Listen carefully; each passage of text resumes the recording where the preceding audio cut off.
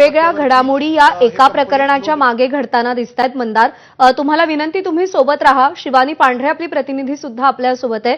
शिवानी, एकीकडे हे प्रकरण महाराष्ट्रामध्ये गाजतंय. अजित पवारांच्या राजीनाम्याची मागणी आता जोर धरताना दिसते आणि अशामध्ये चंद्रकांत पाटील आणि मुरलीधर मोहोळ अमितेश कुमारांच्या भेटीला पोहोचलेले आहेत. काय अपडेट्स आहेत? या सगळ्याची कशी कनेक्टिंग लिंक आहे?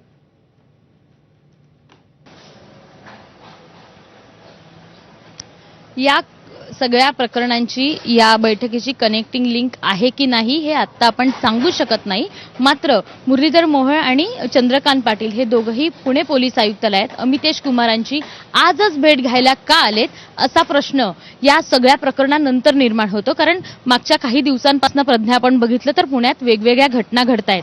गँग वॉर असू देत, रस्त्यावर पडलेले खून असू देत किंवा कोयता गँग असू देत, एवढे सगळे एकत्र गुन्हे घडताना दिसत आहेत. रस्त्यांवर लोक सुरक्षित नाहीयेत का असे प्रश्न उपस्थित होत आहेत. तर याआधी हे दोघं या अमितेश कुमारांना भेटायला आले नाहीत, तर कालचं प्रकरण बाहेर निघाल्यानंतरच आज हे दोघं भेटायला का आले असा प्रश्न आपण अगदीच विचारू शकतो.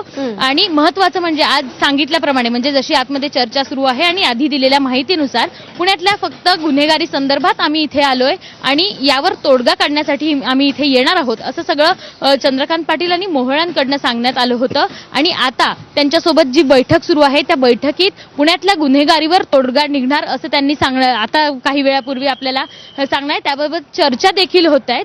पुण्यातल्या गँगवॉर असू देत, कोयता गहल्ला असू देत किंवा पुण्यातली अल्पवयीनांची वाढती गुन्हेगारी असू देत, या सगळ्यांवर या बैठकीत मोठ्या प्रमाणात चर्चा होईल. कारण मागच्या काही दिवसांच्या घटना सातत्यानं घडत आहेत.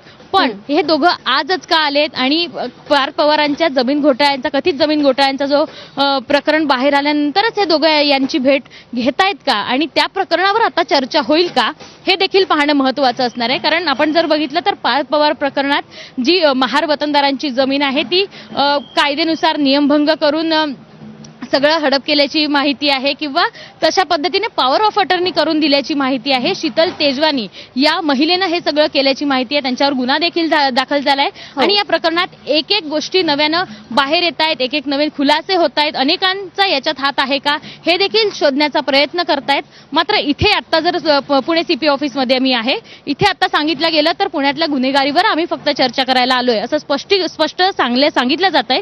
मात्र या प्रकरणानंतर हे दोघं का आले असा प्रश्न निर्माण होतोय. त्यामुळे पार्थ पवारांच्या प्रकरणावर देखील आज चर्चा होण्याची शक्यता आहे. बरोबर आहे. राजकारणात टायमिंगला खूप महत्व असतं. याआधी गुन्हेगारीचे प्रकार घडत असताना कधीही न झालेली भेट काल हा सगळा प्रकार समोर आल्यानंतर आज होतीये. त्यामुळे अनेकांचं लक्ष याकडे असेल. मंदार आणि शिवानी, तुमच्या दोघांकडूनही अपडेट जाणून घेत राहू. तुर्तास धन्यवाद तुम्ही दिलेल्या माहितीसाठी.